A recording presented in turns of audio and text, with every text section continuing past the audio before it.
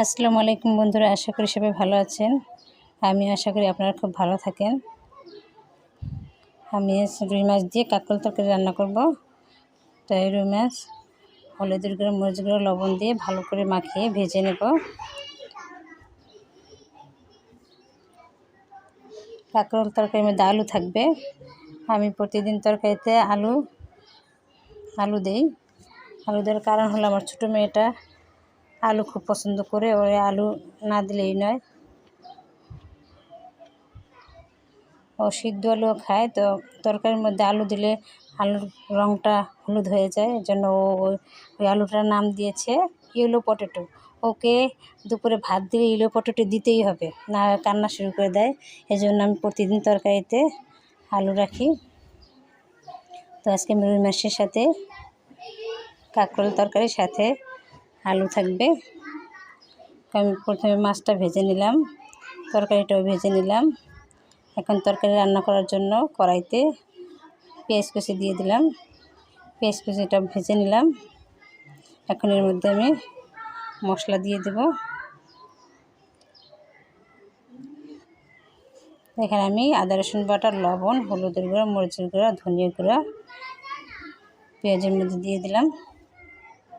একটু পানি দিয়ে মশলাটাকে কষে নেব।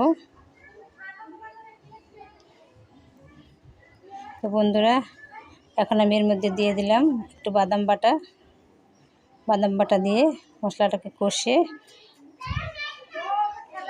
এর মধ্যে ভেজে রাখা তরকারিগুলি দিয়ে দেব। তো বন্ধুরা, এখনও আমার চ্যানেলটি যারা সাবস্ক্রাইব করেননি, সাবস্ক্রাইব করে নেবেন। সেই সঙ্গে লাইক করবেন, শেয়ার করতে ভুলবেন না। তো কষানো মশলার মধ্যে তরকারি দিয়ে দিলাম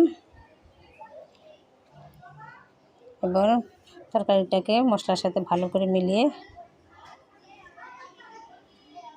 আর একটু সময় কষিয়ে নিলাম।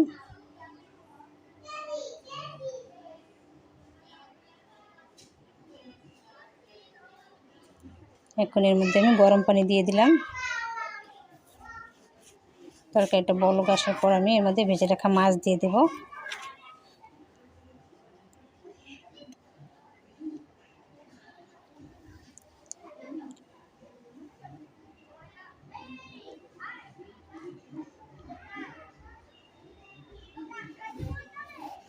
তরকারি রান্না হয়ে গেছে।